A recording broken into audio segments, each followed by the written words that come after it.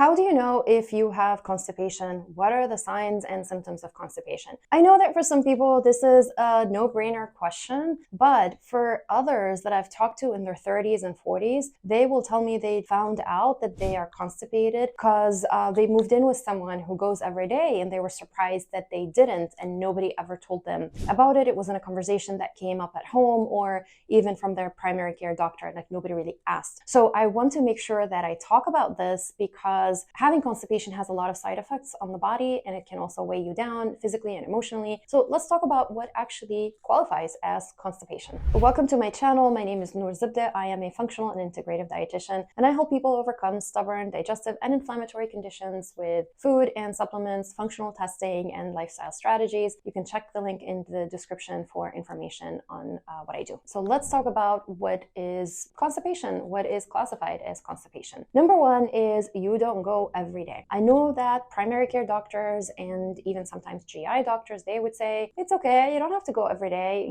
3 to 4 times per week is fine. Not in the functional medicine world, not when you want optimal health, not when you want to feel amazing and get rid of the toxins from your body. You really need to go every day. You eat every day, you produce waste every day, so you got to get rid of that waste every day. You actually may need to get rid of it 2 to 3 times per day, and that's normal because you eat multiple times per day. So in the functional medicine world, we're aiming for at least 1 bowel movement per day. Think of bowel movements and getting rid of stool as the last step in detoxification. So your liver is going to go through 2 parts or 2 phases of detoxification. And then the third step is getting rid of the toxins that are finally, packaged and ready to go through urine, through stool and sweat. Stool and the gut is one of the mechanisms we finish detox pathways. And so if you're not going every day, you're holding on to the toxins that are maybe coming from extra hormones or plastics or medicine or undigested material or whatever is in the digestive tract. Sign number 2 is that your stool looks like little pebbles or little rocks. I'm going to put a picture in the screen to show you what are the different types of or shapes of bowel movements. This is called the Bristol stool chart. And we want to aim for number 3 and 4, so the bowel movements should look like a banana or a sausage comes formed, as opposed to little rocks and little pebbles. And so if you have anything that's like 1 and 2,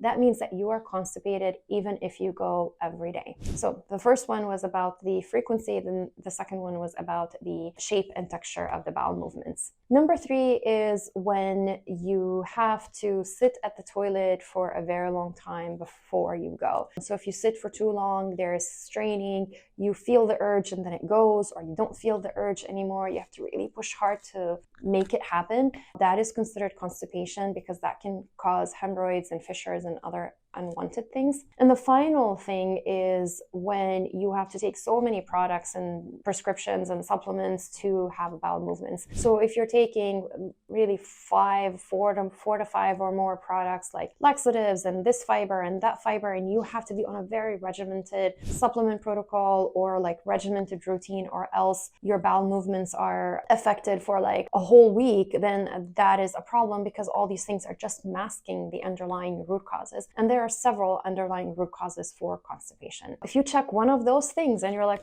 I think I am constipated, what do I do about that? Make sure you check my other video on constipation root causes. I talk about the 8 common root causes of constipation, and I talk about some tips and solutions to address that. So check the link in the description for that video. If you have any questions or comments, put them in the comment section. I'm always happy to be here and help. And if you haven't done so already, hit the like button and subscribe to my channel, and I'll see you on the next video.